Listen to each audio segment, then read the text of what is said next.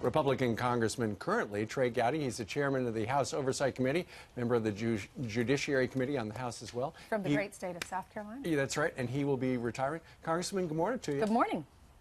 Good morning. How are y'all? We're doing okay. What do you make of the news that Congressman Elijah Cummings of the great state of Maryland, who is expected to chair what you're doing right now, the House Oversight and Government Reform Committee, he has suggested that when Mueller's findings come out, they don't necessarily have to become public. However, he would do everything he could to make sure that does happen. What do you think about that? Well, I don't know what he means by everything. Does that mean divulge classified information? Does it mean divulge grand jury material? I hope not. I also find it ironic.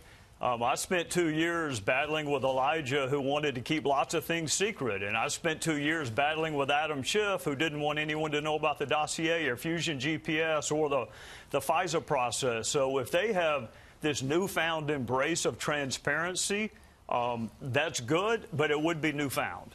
How do you feel about Mark Whitaker, acting director? Are you Matt Whitaker? Do you feel okay with that? Do you feel that that's constitutional? Because most Democrats have a huge problem with it.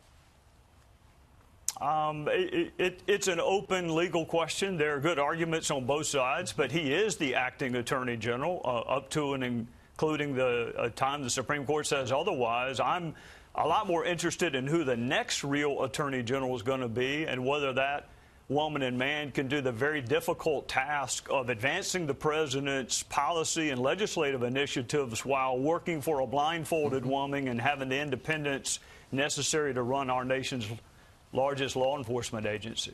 All right. Well, in other news, House Republicans are saying they're going to subpoena James Comey and Loretta Lynch. And Comey tweeted this out. He said, House Republicans can ask me anything they want, but I want the American people to watch. So let's have a public hearing. Truth is best served by transparency. Let me know when is convenient.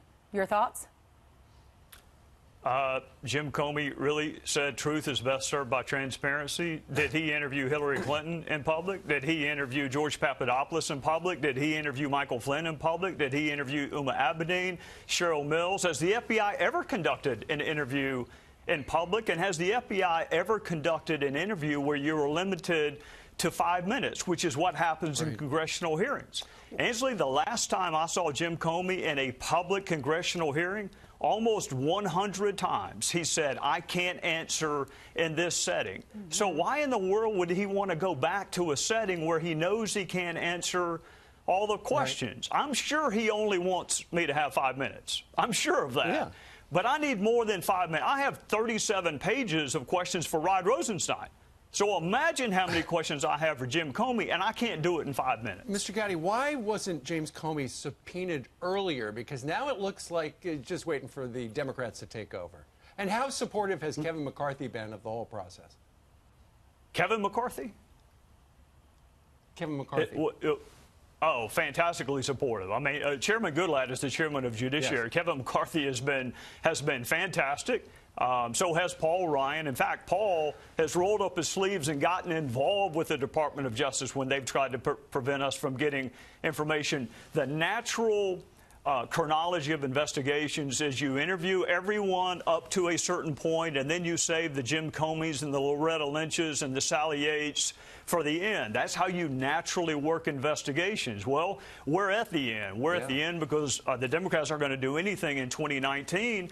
And quite frankly, we're also at the end. We've interviewed a lot of witnesses between House Intel and Judiciary, and it's time to bring in Comey and Lynch. But it is not time to do it in a carnival freak show atmosphere where my colleagues, some of whom can't question them their way out of a one-story parking garage. I mean, I got colleagues that just aren't good at asking questions. So why would we do that setting where Comey's going to say he can't answer, and all we get is 5 minutes? I mean, the FBI doesn't do that, so why should Congress do it? And just real quick, so what's going to happen? Is he coming in? You doing this in a lame duck session? Oh, he's coming, whether he wants to or not. And Bob Goodlatte's going to set the terms, not Jim Comey. Okay. I got his tweet. He wants to do it in public. He wants to sell more books. He wants to be more famous. But Congress is going to decide how we can best advance the fact-finding and the truth, and that is not in 5-minute increments, and it is not in a setting where he can answer, I can't answer in this setting, like he's done almost 100 times. All right. And Congressman, tell us about, I know you are a co-sponsor of a bill to posthumously award the Congressional Gold Medal to the Benghazi heroes, the 4 men who died that day on September the 11th. A couple of years ago, Chris Stevens, Sean Smith, Glenn Doherty, and Tyrone Woods. Why is this important to you now? Well, everything you and I have discussed this morning, reasonable minds can differ, and they do differ. But on the heroism and the patriotism and the service and the sacrifice of those 4 men, Congress is unified. We can debate the decisions made in Washington on September 11th and 12th of 2012. But the actions taken in Libya were heroic, and they deserve to be recognized with Congress's highest award, and that's bipartisan and it's apolitical, which is why you have Elijah Cummings and I agreeing in full force that these 4 men ought to be recognized by our country. So it definitely will happen. I hope so. There's no reason for it not to. I don't know of anyone opposed to it. We just need to make it a priority. Now, Trey Gowdy, I understand you're going to be unemployed soon on your own. You're going to be retired. So would you accept the Attorney General's job if the President asked? Would you interview it if he calls you? Interview for if he calls you? Those are 2 separate questions. I would love to talk to the President about the qualities I think are important in the next Attorney General. I'm really excited about what I'm going to do next, and it's in South Carolina.